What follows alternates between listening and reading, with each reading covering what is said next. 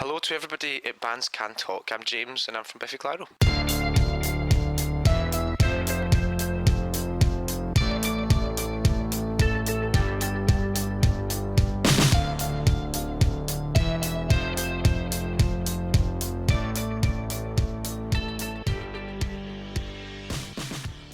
Well, working on Ellipsis, our seventh album, we knew it was time to try and move forward as a band, to start working with a different producer, Rich Costy, and just to try and change our sound and develop and to, like I say, move forward. I think it's important as a band to not repeat yourself. Yeah. We didn't want to just make opposites again, and so we kind of looked at the production and the way we were recording, and I think Rich Costy's a more kind of, I'd say, modern approach to recording, definitely not afraid of using technology, whereas previously it'd been a little more, you might say, old-fashioned way of working, which was great at the time.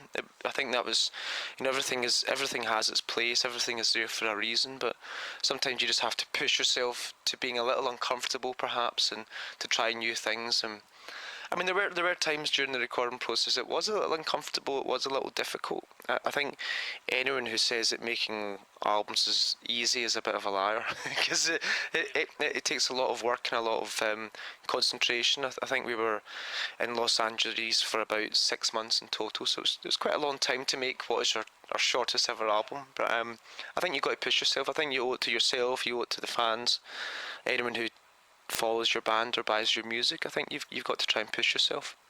It was well, we spent 2 years on the road with Opposites, a lot of touring, and I think it's important to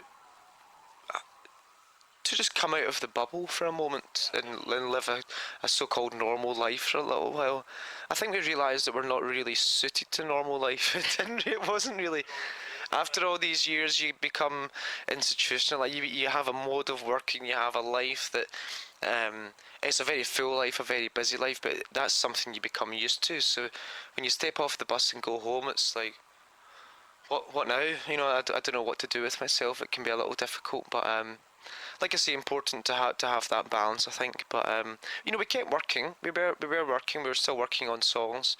We had a few months off at the start of the year, I suppose, and then just trying to find the direction to take things in. I think Simon felt a bit of pressure, or a lot of pressure, after coming off Opposites and playing big shows and doing really well, and then having to think about writing the new record. There was a lot of external pressures from record companies and other people out with the band, and I think that was difficult. It's difficult to take. You have your own wants and your own hopes, and you have your own internal pressures that you can deal with that. You can live with that in your head. But I think when other people are pressurising you, I think that can be a little bit difficult. So it took a few months to figure our way through that conundrum mentally. And then thereafter, the pressure was just coming from us, which is okay. We can deal with that, But just trying to find a direction of where to take things and to find the confidence to move forward. I give sort of one little example, I suppose. Working on Opposites with a double album, we recorded, I think, 23, 24 songs. So we had a big whiteboard on the wall with every song and, guitar, bass, drums and vocal, everything written down, everything we had to achieve in those songs.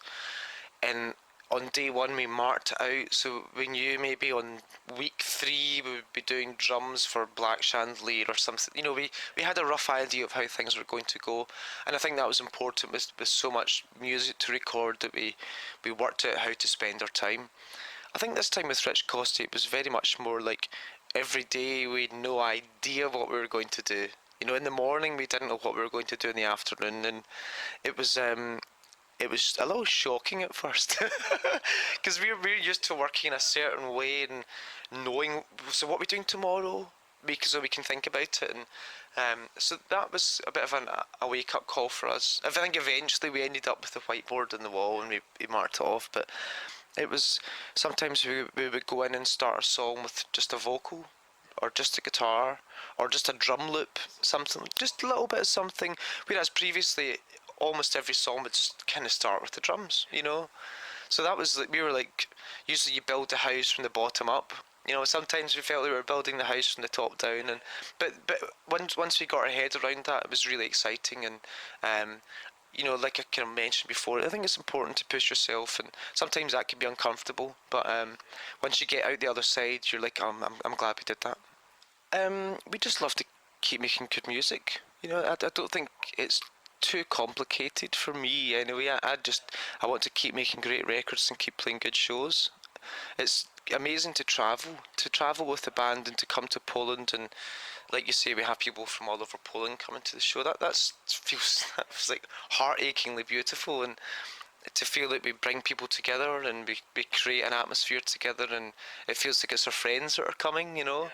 Um, and to go to new countries, to go to new places is always absolutely amazing. That hasn't become tiring yet. You know, it's still absolutely fantastic. It never will. It never will. So it's not too complex for me. It's just about making good music, I think, and music that we think is good and that we enjoy, and hopefully other people do as well.